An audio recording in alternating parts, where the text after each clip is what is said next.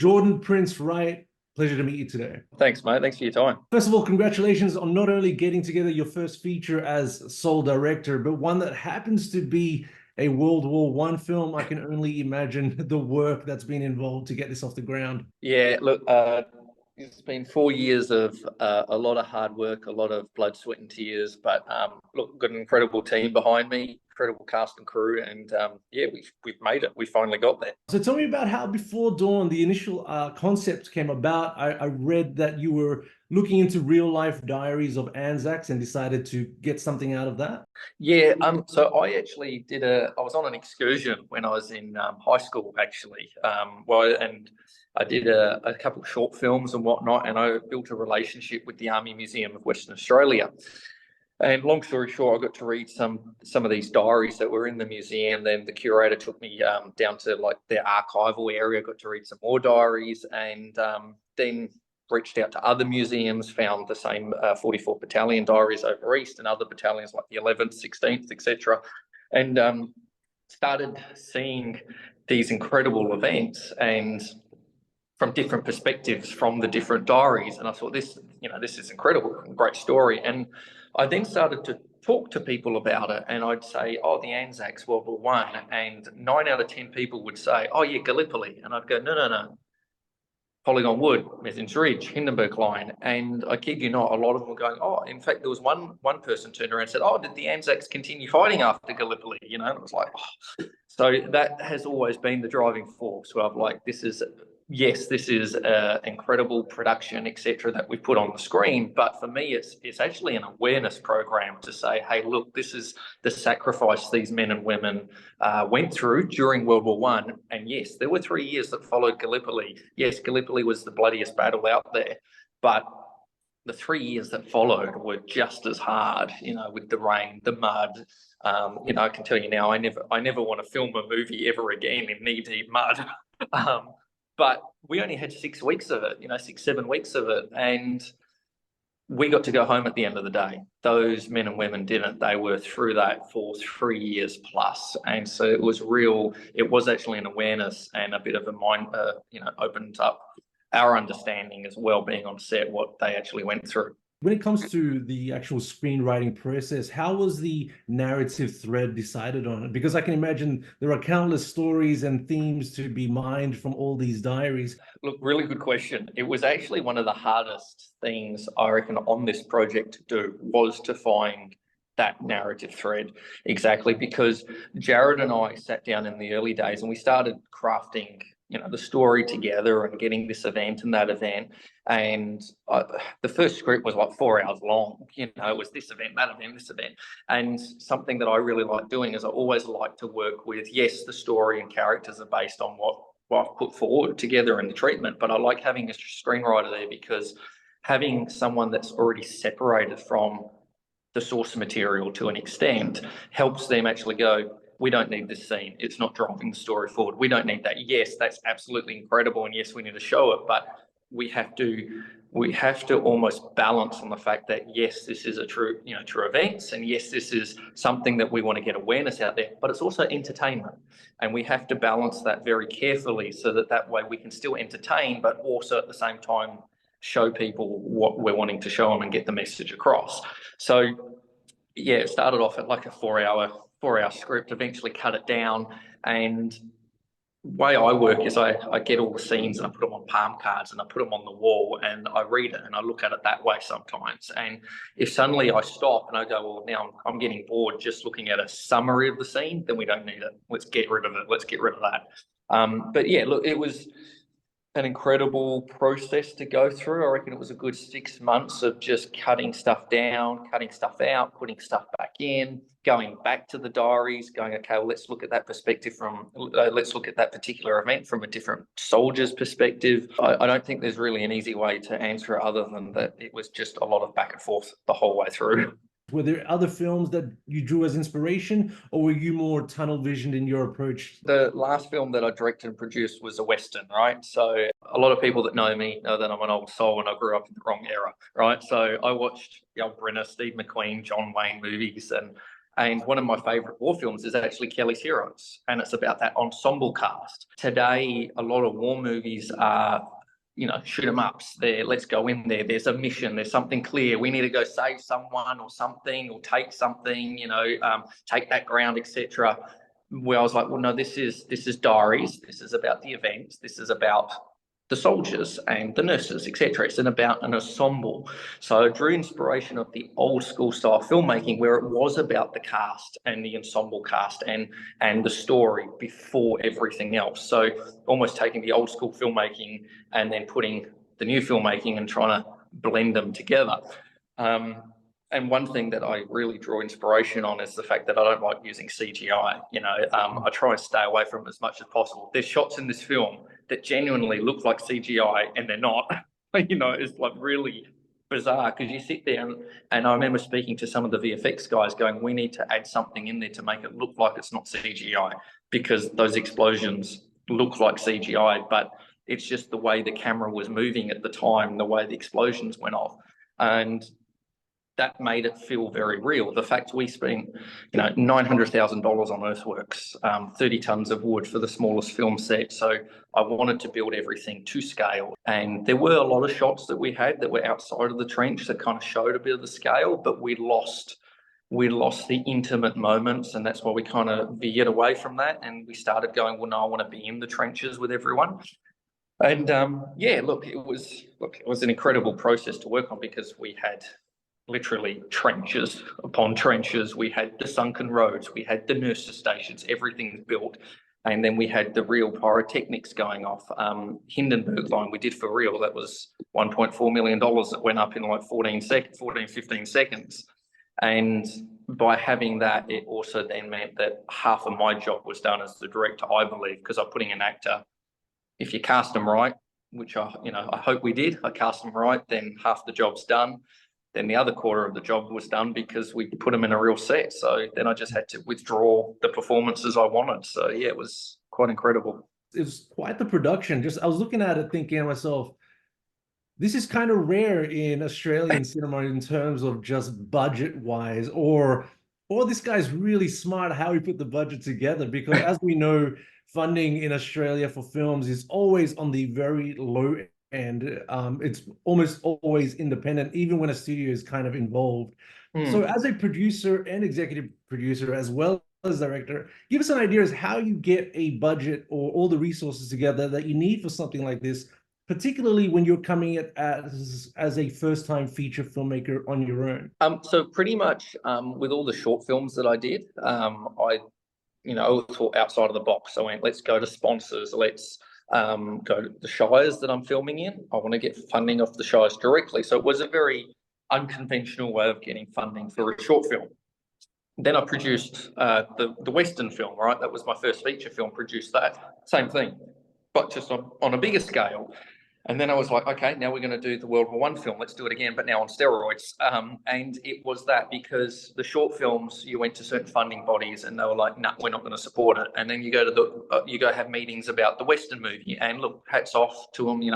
Here's an 18-year-old walking in saying that I'm about to make a feature film. Give me a lot of money. And they're saying no. Fine, but they made the film and it was really successful. Now with the World War I film, we did the same thing, but we were still turned away and we still kept facing brick walls. And that's when I went, you know what worked before?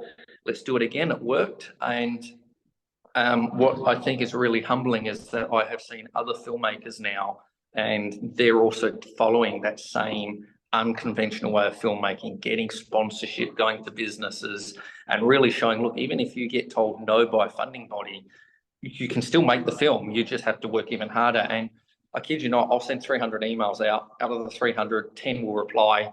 Out of the 10, 3 will want meetings, and then 1 will actually come through and say, yes, we'll sponsor you. And look, it is a lot of work, but it just goes to show that if you're really passionate about it and you do go out there and you do have meetings upon meetings upon meetings with people, you can get that sort of funding in and in-kind support as well. And so, we had it with like fuel companies coming on board, giving us fuel, various trucking companies. And it did make it tricky, because you go, okay, normally on set, we've got, say, three generators, and they were like 200, 300 kVA each, right? If one goes, you're like, oh, well, in a normal set, you just go, let's just go pay another 10 grand and just get another one. But if you don't have that money and you're relying on sponsorship, it can be a little bit more trickier. So what I would do is, okay, well, actually, yes, we need 3 generators, but we're going to ask for 7. So we've got backups and more backups. So look, it is an unconventional way of filmmaking. It is incredibly hard, but it's also incredibly rewarding that then when you rock up to a premiere with 1,500 plus people and half of them are the people that were behind this film, and you thank them all and you see their faces go, wow, and then they come back and go, yeah, we want to do it again. You know, you've done something right. Well, I think I have been. I hope we have. It makes it a bit harder when you can't just have a nice can of Coke there for product placement, or maybe like or Nissan just drive past. Yeah, it does. Yeah, because we can't exactly go having a can of Coke in the World War One trenches. I was looking at some of the behind the scenes information that's available, and there was one farmer that you have to thank in a big way, don't you? I mean, this one farmer that not only helped out, but he gave you land. Yeah, so I rocked up with Dad and I, because Dad's a very big supporter of mine. My whole family is. We travelled various places that kind of we put interest out over the radio and the news, and various people kind of put their hands up to say, yeah, you can film here. And a lot of places you'd go to, you go, the property works, or it wasn't quite big enough, or they could only give you a small amount of section. Went to this place down at Esperance, and perfect. He started doing soil tests, to check that the soil was right. Like, he was passionate, and then he's like, yeah, I want to support it. I'm super excited, especially because of all the charity stuff that we also do with our films. And yeah, he's like, yeah, look, go for it. How much land do you want? And so, well, as far as the eye can see that way, as far as the eye can see this way. And like, you're laughing now, he was doing the same. He's like chuckling away as if like, yeah, right. I'm going, no. And that's just for the smaller set, by the way, Mark. I need another 3-4 areas. But what was really, I guess, spooky is that part of his farm was like a blue gum tree, etc. farm. So it's a tree farm essentially. And he had gone through and cleared these trees out, and then they replant trees and they grow, and then they clear them again. So this particular section, he had cleared all these trees, but there was about 10 trees that were dead. And those 10 trees that were dead, I was like, oh, well, this will work really well for a particular shot of the soldiers marching up the hill, the horses on the horizon, and it'll match a photograph which we're using as a reference. And that photograph had about the same amount of trees in it. And you held the photograph up there, and this is before we built the set, and the trees, 90% of them were in exactly the same spot. And this guy had cleared that farm 2 years earlier, and so he cleared those trees 2 years earlier, but those 10 trees or so that had been standing there, and he was like, yeah, well, if there's any sign to say you should be filming here, there's your sign. And that was, yeah, I was like, all we needed now was like the clouds to clear and there to be a beam of light, to come down. or in this case, rain. You needed rain. Yes, a lot of it. Quite the challenging shoot from what it looked like. Look, just on screen, trenches, mud, rain, explosions. So behind the scenes, was it as challenging as I can imagine it was? It was the wettest winter on record that we filmed in. So, which the crew were just like shaking their heads, because the last movie I filmed in the coldest winter on record. This one I filmed in the wettest winter on record. So they keep saying, when are we going to film a film, on like the Bahamas beach or in Fiji or something like that? Long story short, yeah, it was a hard shoot. The first day absolutely poured down with rain, and we were out there filming, and the actors were like, they were drenched. At the end of the day, everything that could go wrong on the first day went wrong. It was not 120 kilometer gust winds. To move the camera, a camera movement for the grip department should take, 2 minutes. It was taking them 20, 30 minutes just to get through things. And it wasn't, we had boards and transport areas that we had planned, but then because it was the wettest winter, everything was just being washed away. So we were then having to problem solve on the go. Which made it really worthwhile for the documentary crew, or the behind the scenes crew, that turned around and said, we're going to make a documentary on this.